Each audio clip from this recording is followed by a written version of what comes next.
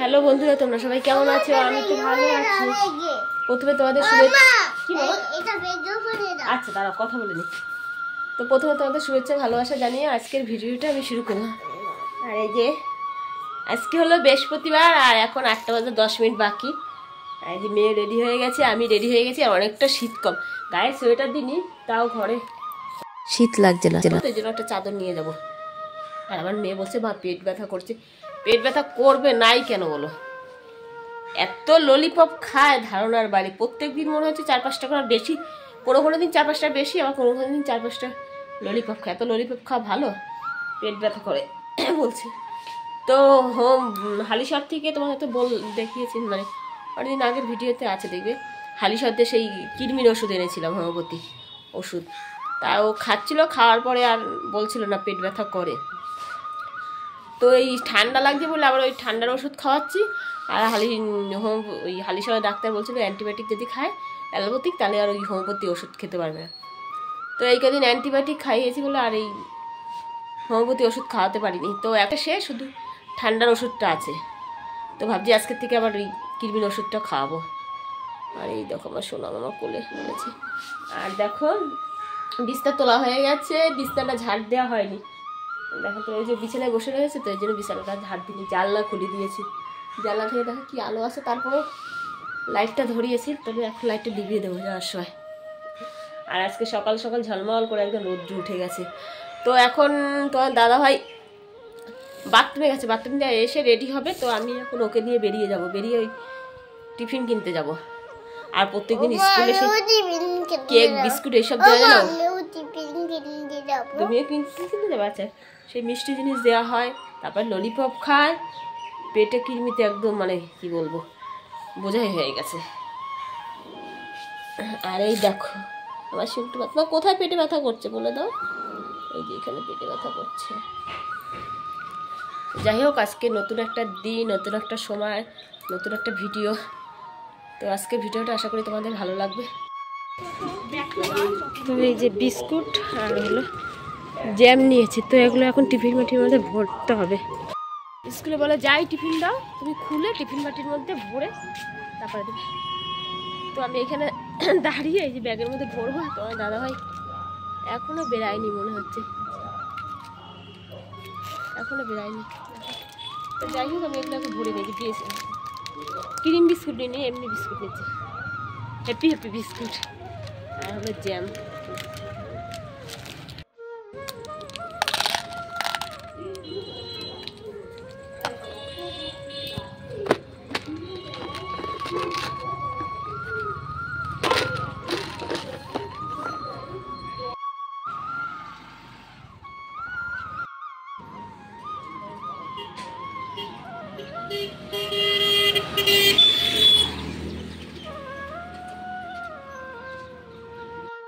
তো এই যে আদা নিলাম 100 গ্রাম, 20 টাকা। তো ভাবছিলাম ডিম নেব, তো 20 টাকা আছে, 14 টাকা ধরো। 4টে ডিম নিলাম 28 টাকা। ভাবলাম বাকিটা নেবো না, বাড়ি থেকে পয়সা নিয়ে আসি, তারপরে নেবো পরে।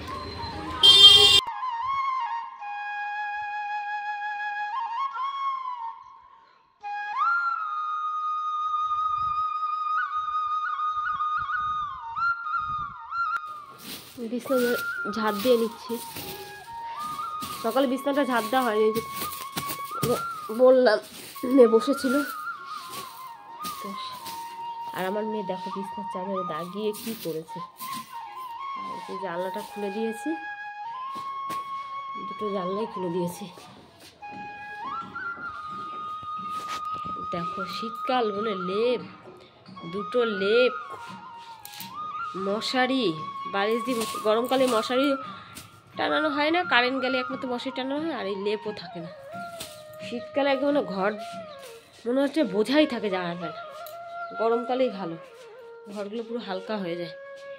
আর এইদিকে আমি বাসনপত্র মাজতে চলে আসলাম। আর বাসন থেকে না প্রথমে হলো আমি এঁঠো কাটলো আগে ভালো করে ডলে তুলে নিচ্ছি। আর যেহেতু কালকে রাত্রের বাসন, তাও সকালবেলা আমি বাসনগুলো কলপারে রেখে তারপর হলো জল দিয়ে ধুই। তারপরেও না অনেকটা মানে আমার তেল মশলাটা একটু বেশি খাওয়া হয়, তো এর জন্য আগে ওই ভালো করে ডলে তারপরে তেল মশলাটা ছাড়িয়ে তারপর হলো বাসনগুলো মেজে নিই। আর এখন অনেকটা গরম পড়ে গেছে, তো কাজ করতে অতটা অকষ্ট হয় না, মানে ট্যাঙ্কির জলে কাজ করতে হয়। এদিকে দেখো গায়ে চাদরও দিইনি, অতটা ঠান্ডা লাগছে না বুঝলে, হালকা লাগছে তো অসুবিধা হচ্ছে না। তো ওইদিকে এখন কী বলতো ট্যাঙ্কির জল তা একটু ধরা যাচ্ছে, যেহেতু হালকা গরম পড়ে গেছে এই জন্য কাজকর্মগুলো বেশ তাড়াতাড়ি হয়ে যায়। আর কিছুদিন আগে মানে এত ঠান্ডা ছিল ট্যাঙ্কির জল ধরতে পারতাম না, সেই কাজ করতে করতে জানো না কত বেলা হয়ে যেত। আর এদিকে দেখো তোমাদের সাথে গল্প করতে করতে বাসনগুলো মাজা হয়ে গেল, তো বাসনগুলো ধুয়ে ফেলছি, তারপরে এই যে জামা প্যান্টগুলো সার্ফে দিচ্ছি।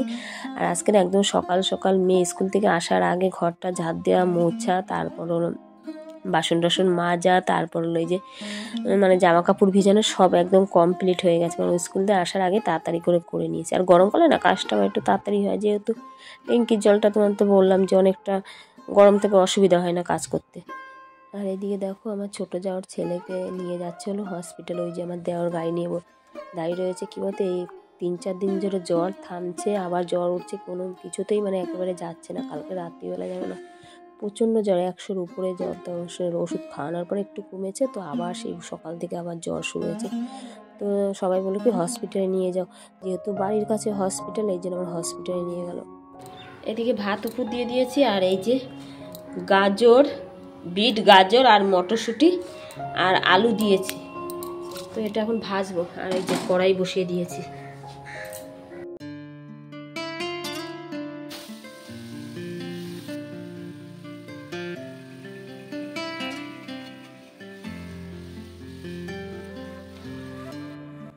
আর এই যে আমার শুন্টু মাটা চলে এসছে, ও দাদা নিয়ে এসছে আজকে স্কুল থেকে। তো শীত লাগছে মা, এই সোয়েটার মানে এই জামার উপরে এই সোয়েটারটা পরানো ছিল, তার উপরে ওই স্কুলের সোয়েটারটা পরিয়েছিলাম আর স্কুলের জামাটা। তো শীত লাগছে মা, এরপরে একটা সোয়েটার পরাবো, আর একটা সোয়েটার পরাবো এই ফুলাতা না, পড়বে না। তো এদিকে দেখো বিট গাজরটা আজকে ভাজা বাকি আছে, তো এই বিট গাজর ভাজা হয়ে গেলে মেয়েকে ভাত খাওয়াবো, ওকেও খাওয়াবো আর আমিও খাবো।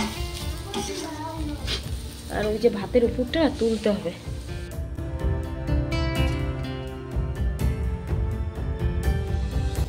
এই যে বিট গাজর ভাজা হয়ে গেছে, আর এখানে দেখো চাউমিন, মানে কড়া চাউমিনেই তৈরি করা চাউমিন ফ্রিজে ছিল, তো ছেলে বললো কি মা আমি ভাত খাবো না, এই জন্য ওই ফ্রিজে তো মানে ছিল তো কেমন শক্ত শক্ত হয়ে গেছিলো, এই জন্য আমার একটু ভেজে দিলাম। আর এই যে পাশে চা বসিয়েছি ছেলের জন্য, ও চা আর চাউমিন খাবে এখানে, আর আমি আর মেয়ে দুজনে ভাত খাবো। তো এখন যাচ্ছি হলো আমি ছাদে, কালকে জামা কাপড়গুলো এখন ছাদে নাইড়ে দেবো।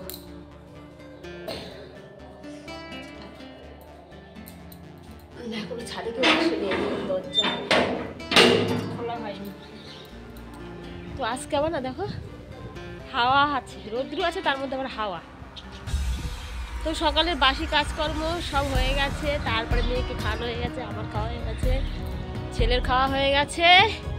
তো এখন শুধু জামা প্যান্ট কটা কাঁচা বাকি আছে আর স্নান করা বাকি আছে।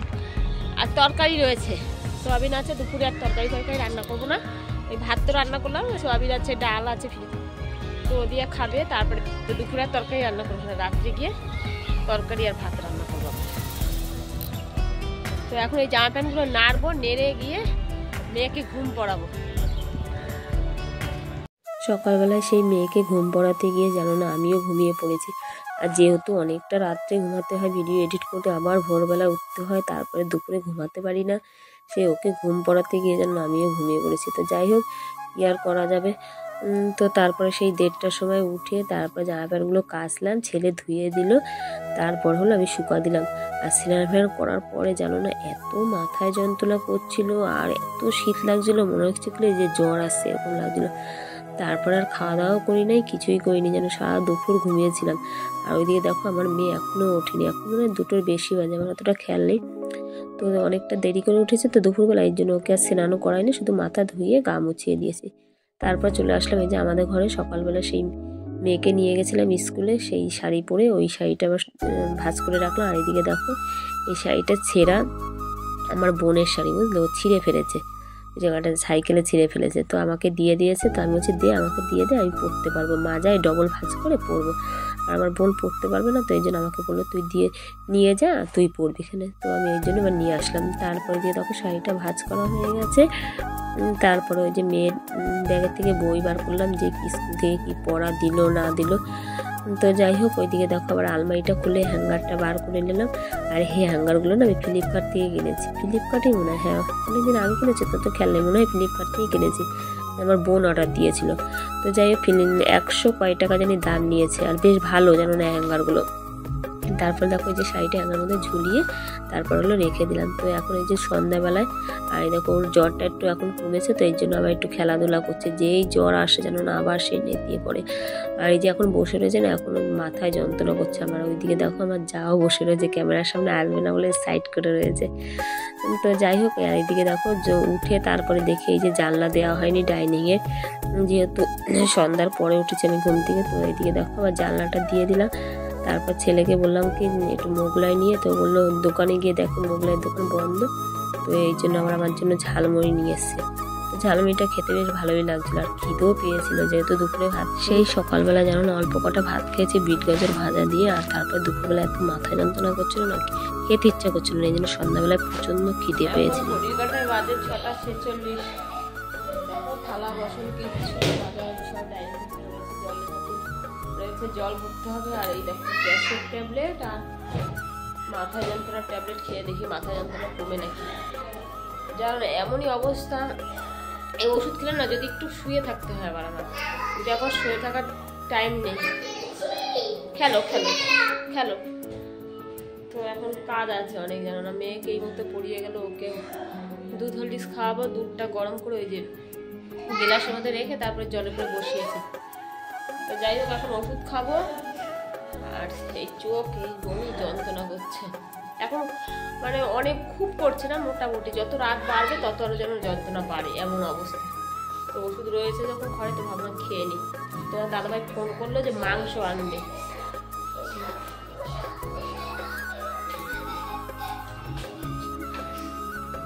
দেখি ওষুধ খেয়ে কমে নাকি।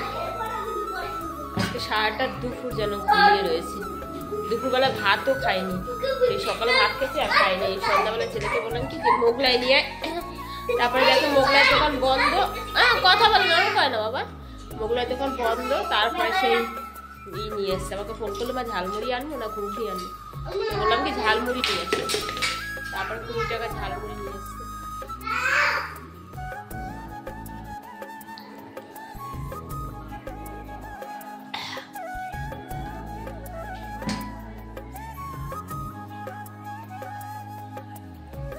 যন্ত্রণাটা কমে, মাথায় যন্ত্রণা কমে না, বিরক্ত লাগে, অস্বস্তি লাগে।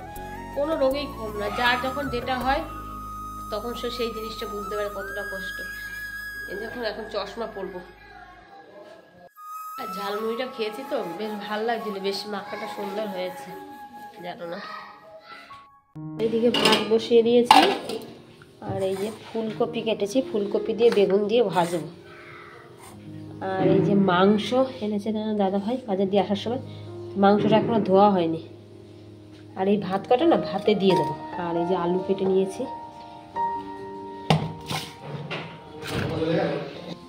আর এই যে মাংসে দেওয়ার জন্য যে পেঁয়াজ কেটেছি, এই যে টমেটো একটু বেশি করে দিয়ে দেবো, 3টে টমেটো আছে এখানে। তো এইখানে প্রথমে ফুলকপিটা হালকা করে ভেজে নিলাম। তো এখন বেগুনগুলো দিয়ে দেবো। ফুলকপির মধ্যে লবণ দিয়েছি, তো এখন আবার একটু লবণ দেবো আর একটু হলুদ দেবো। স্বপ্ন দেখার শুরু, মন তবু দুরু দুরু, চেনা জীবন হলো আজ অচেনা। একসাথে পথ চলা, একই সুরে কথা বলা, দুটি চোখের ভাষা নয় অজানা।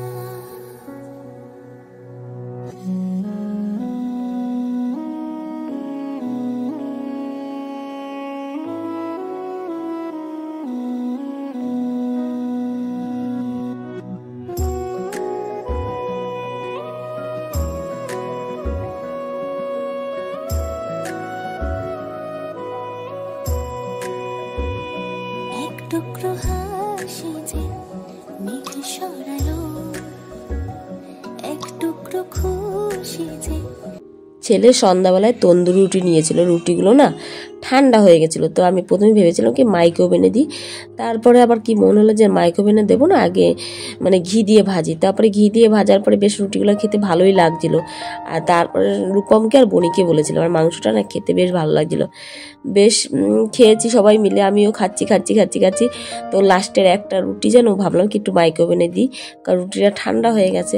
ওস্তাদি করে যেই মাইক্রো ওভেনে দিয়েছি জানো না, দেখলাম কি রুটিটা মাইক্রো ওভেন দেওয়ার পরে বেশ নরমই ছিল, যেই রুটিটা ঠান্ডা হয়ে গেলো অমনি সেই শক্ত হয়ে গেছে আর কেমন পাঁপড় ভাজার মতন হয়ে গেছে। সেই ওখান থেকে একটু রূপমকে দিয়েছিলাম, রূপম তো খেতে পারছেই না, বলছে আমি খেতে পারবো না, কোনো রকমে চিবিয়ে খেয়েছে। আমাকে বলছে কি সোনামা আমার দাঁত পুরো ব্যথা হয়ে যাচ্ছে, তো আমি বললাম কি খাসটা ফেলে দে।